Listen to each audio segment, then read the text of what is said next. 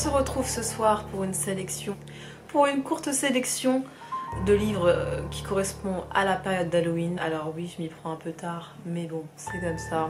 Sans plus attendre, qu'est-ce que j'ai à vous présenter? J'ai 3 romans, dont 2 recueils de nouvelles, 2 romans graphiques à vous présenter et un livre documentaire. On va commencer par le roman graphique RIP de Thomas Hoth. Je sais pas comment ça se dit.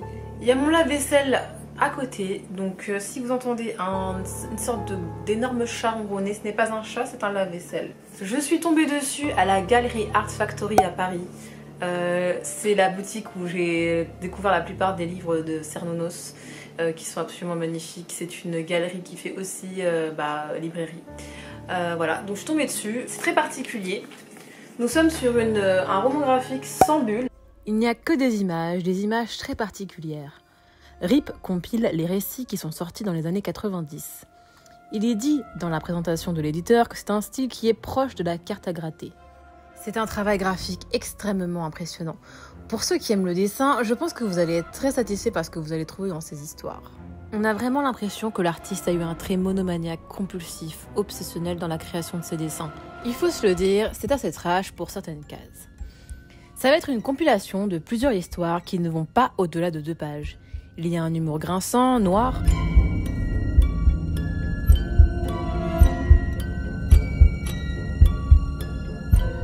L'auteur a une drôle de façon de nous exprimer forcément la chute qui est mortelle. Chaque histoire a forcément un lien avec la mort, d'où le titre du livre. L'histoire va mener à quelque chose de tragique et en si peu de cases, sans bulles, je trouve ça très impressionnant, très curieux. Si vous lisez plusieurs histoires d'affilée, il est fort possible de ressentir une sorte de lourdeur, limite pas de bad, mais je trouve que c'est très communicatif en fait comme histoire, comme genre, comme style.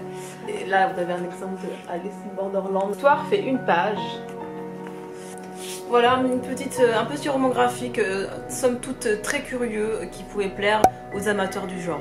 C'est comme s'il avait travaillé son dessin en effaçant le côté carte à gratter. Il gratte le noir pour faire apparaître le blanc, pour faire apparaître la forme. On va passer à un roman qui m'a subjuguée, un roman vintage des éditions Marabout, L'œil et le doigt. Alors ne me posez pas la question de pourquoi ce titre m'a forcément attirée. J'ai une attirance absolument obsessionnelle pour les yeux. Donc dès que j'ai vu ce titre, une boutique d'occasion à Nantes durant les Utopiales, j'ai mis beaucoup de temps à l'entamer, mais ce fut vraiment l'une de mes meilleures lectures 2023. Honnêtement, c'était vraiment génial. Daniel Van Drey est l'une des grandes figures du fantastique aux États-Unis. Il fut ami avec Lovecraft et les nouvelles qui sont dans ce recueil ont été écrites entre 1926 et 1942. Sachant que forcément, étant ami avec Lovecraft, leurs univers sont assez liés, tout ce qui va être horreur cosmique, science-fiction assez sombre. Le thème du rêve et de l'épouvante sont extrêmement présents. La traduction est magnifique, enfin l'écriture est somptueuse, c'est une écriture exigeante et en fait tous ces points rassemblent tout ce que j'aime dans la lecture en fait. C'était vraiment le recueil fait pour moi. Le précédent possesseur avait déjà un petit peu écrit à l'intérieur. Voici les nouvelles qui sont présentes. Je vais vous résumer en quelques mots les nouvelles qui m'ont le plus plu dans ce recueil, comme ça vous allez avoir peut-être une idée de ce à quoi vous allez vous attendre si un jour vous vous le procurez. La Dame Grise. On va suivre un homme qui depuis qu'il était tout petit fait des rêves absolument atroces. Il a essayé plusieurs médecins, plusieurs thérapies, rien n'y fait. Ses rêves sont absolument horrifiques. Et un jour, il rêve de la femme qu'il aime. Alors quel est le lien entre l'horreur de ses rêves et la femme qu'il apprécie? Je vous laisserai le découvrir. Un fragment de rêve. On suit le curieux parcours d'un voyageur dans un décor assez onirique entre rêve et réalité.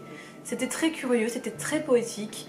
Je m'attendais pas forcément à ça. Pas une grande fan de fantasy, j'ai apprécié suivre ce parcours. Le cerveau rouge. Alors là, on est vraiment plus dans de la science-fiction. C'est une nouvelle auquel je pense encore. On va suivre un peuple dans le futur en fait, qui est proche de la mort imminente et on va les suivre en train de discuter de comment faire pour pouvoir survivre à cette mort. Ils savent qu'ils vont mourir et comment ils vont faire. Et c'était très curieux de voir cette possible, comment dire, évolution d'une humanité. Je sais pas si c'est des humains ou si c'est autre chose, mais en tout cas, c'était fort curieux. Et la dernière, qui m'a un petit peu plombée, dans le sens où franchement je me suis vraiment mise dedans et je me suis dit, mais je me suis posé la question de qu'est-ce que moi je ferais, qu'est-ce que l'on ferait si on se retrouvait dans la situation actuelle. La nouvelle, ça s'appelle Le Brouillard Noir. Alors il se trouve que dans une réalité qui ressemble à la nôtre, la lumière s'éteint. La lumière s'éteint, c'est-à-dire que le soleil s'éteint, que plus rien, que le noir est tellement opaque qu'aucune lumière ne peut jaillir des ténèbres. En fait. Que ce soit une lampe, une allumette, rien ne jaillit des ténèbres. Et ce brouillard qui remplit toute la Terre dure exactement 11 minutes. Les conséquences sont assez épouvantables et donnent vraiment à réfléchir. Je passe à mon second roman. Comment ne pas présenter du Masterton pour cette période automnale, pour cette période d'Halloween? Forcément, c'est un livre que j'ai lu avec Ruth en lecture commune. C'était une lecture fort amusante dans le sens où c'était comme suivre effectivement un vieux film d'horreur. Alors là, ce qui est curieux, c'est que ça m'a aussi fait penser un petit peu à Lovecraft dans un certain sens. C'est curieux, c'est très curieux. Tout commence quand un couple découvre que l'eau de leur puits a une drôle d'odeur. Ils vont appeler une sorte de plombier qui va venir inspecter tout ça et en fait le plombier va être le personnage principal de cette histoire. Le problème c'est que la personne, le peu de personnes qui a consommé l'eau, eh bien ont des conséquences très néfastes sur eux en fait. Des créatures commencent à apparaître, de curieuses créatures, et si on regarde un petit peu plus le contenu de cette eau au microscope, on se rend compte qu'il y a des choses qui ne vont pas. Donc ça va partir très rapidement, si je puis dire, ça va partir très rapidement en cacahuète cette histoire. Pour l'instant, de ce que j'ai pu lire de Masterton, j'ai beaucoup apprécié la façon dont il crée la légende autour de ses romans en fait. On a envie d'y croire, on a envie de croire qu'il y a une base réelle à ça alors que c'est complètement inventé par lui. Puisque forcément tout va se baser un petit peu sur des légendes, hein. Si on part sur Lovecraft, c'est sûr que c'est un peu plus profond que simplement des créatures qui pop comme ça. Et petit point positif aussi dans ce genre de récit que j'aime bien chez Masterton, c'est l'humour grinçant de ses personnages principaux le plus souvent. Là, vous allez apprécier le personnage principal. Alors la seule chose qui m'empêche le coup de cœur dans cette lecture, car je l'ai fort apprécié, c'est le fait que certains personnages prennent des décisions absolument absurdes et qui, je trouve, rallongent un petit peu le récit. Mais outre ça, c'était une lecture très divertissante qui convient parfaitement pour cette période, forcément, hein. Et puis si vous aimez Lovecraft, si vous aimez Masterton, si vous aimez ce genre de récit. Et en plus il a un chat, donc excusez-moi, vous ne pouvez que l'apprécier, ce personnage principal. Il y a un chat, c'est trop bien, comme le chat est un personnage de l'histoire, c'est trop stylé je trouve. Un peu comme dans Alien, mais bon. On repart sur un roman graphique et ce sera le deuxième et dernier roman graphique de cette vidéo, Frankenstein. Le monstre est vivant, édition intégrale. Ce roman graphique se veut être la suite de Frankenstein. Je vous conseille d'avoir déjà lu Frankenstein avant d'entamer ce récit, mais je pense qu'il est fort possible de quand même malgré tout comprendre ce qui se passe. Mais ce qui est intéressant dans cette lecture, c'est que les problématiques et les pensées sont vraiment dans la continuité du roman de Mary Shelley, que je trouve admirable d'avoir pris vraiment l'essence même des réflexions qui émanent du roman de Mary Shelley. Sachant que ce qui est un peu dommage, et ce que j'ai pu remarquer en fait, ce qui est un peu dommage, c'est que la plupart du temps quand on représente Frankenstein, on a quelqu'un qui ne sait pas parler, qui braille, qui a peur du feu, alors que c'est vraiment pas du tout l'image qui est transmise dans le roman de Mary Shelley. On a quelqu'un qui est né, qui est rejeté par son créateur, qui se pose la question de ce qui l'entoure, et en fait qui va être face à l'alter ego, et finalement c'est pas vraiment son alter ego puisque les gens ne sont pas du tout comme lui. Il y a énormément de réflexions qui émanent du roman que j'adore et c'est un roman qui m'a vraiment marqué et je voulais découvrir une œuvre graphique de ce dernier. Son créateur va continuer à l'obséder, forcément. Il va encore devoir affronter des situations où sa conscience va être mise à l'épreuve. Alors la BD n'est pas du tout très longue, mais il faut vraiment reconnaître que la qualité graphique est impressionnante. Franchement, j'étais subjuguée par le détail. Les détails, c'est vraiment le plus dans ce style de dessin. En fait, ce qui est intéressant, c'est que ça va être des dessins sur vraiment l'ensemble de la page. Il n'y aura pas forcément des cases, un peu comme dans une BD classique. Vous voyez, ça va vraiment être ça. C'est somptueux. C'est somptueux. Alors le problème, c'est que la fin a été faite par un autre artiste, sachant que l'artiste principal est décédé avant la fin de la BD. Donc, je vous conseille aux amoureux de Frankenstein un autre recueil vintage de chez Folio. Il y a 13 nouvelles et dans les 13 nouvelles, je dois vous avouer que j'en avais lu qu'une seule et c'était la nouvelle de Edgar Allan Poe, Le Portrait ovale. Donc en fait c'était que des découvertes, voilà. Ce qui pourrait être intéressant, c'est que je vous parle des nouvelles qui m'ont le plus marqué. Déjà la première, L'Homme au sable de Hoffmann. Les origines du mythe du marchand de sable viendraient de Hoffmann avec son histoire. Ce marchand de sable est malveillant, il faut savoir.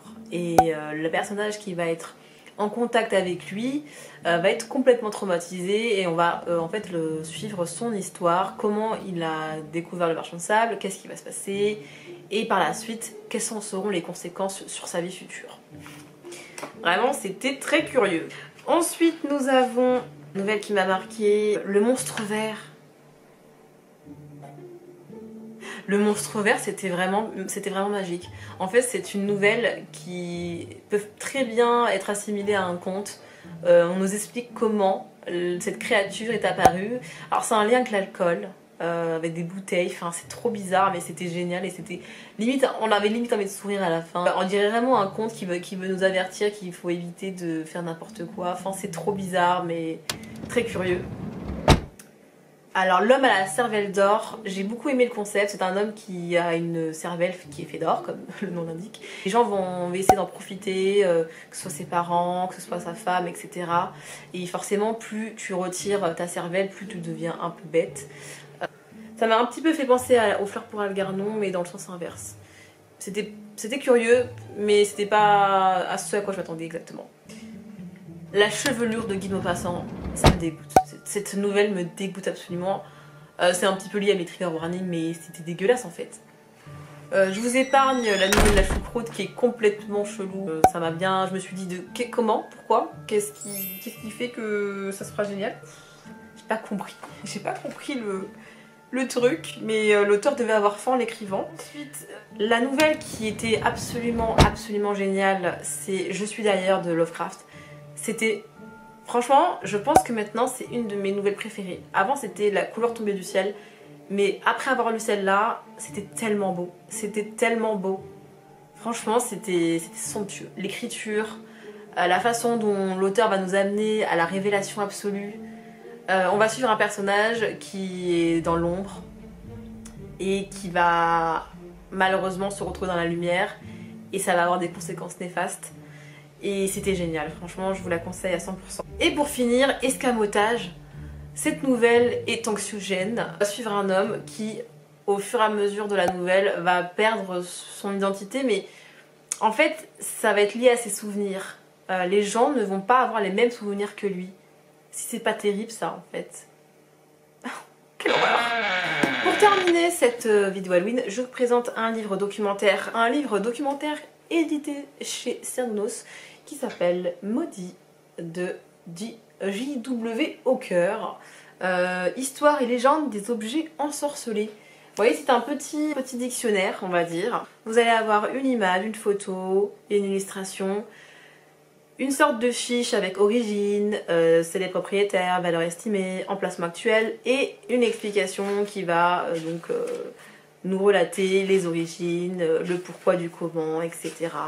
Et je trouve ce livre hyper bien fait, hyper intéressant. Alors effectivement, il est fort possible que ça vous donne envie de faire d'autres recherches après avoir lu certaines de ces choses. En fait, on se rend compte que n'importe quel objet peut être ensorcelé en fait.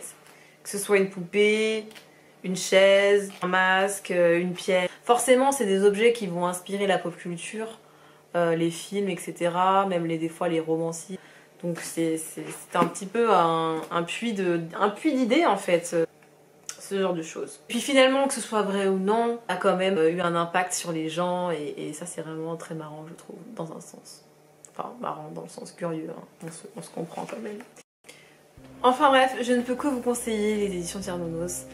puits de curiosité en fait en termes de sélection d'ouvrages. J'espère vous avoir fait découvrir des ouvrages intéressants. N'hésitez pas à me citer vos ouvrages d'Halloween, ça serait marrant d'avoir une petite sélection. On se dit à bientôt, sachant que si cette vidéo sort aujourd'hui, c'est que la semaine prochaine, nous sommes au Frisson Festival avec Ruth et que je voulais faire une vidéo Halloween avant le Frisson Festival puisque ça se passe le 28-29 et voilà, on sera occupé.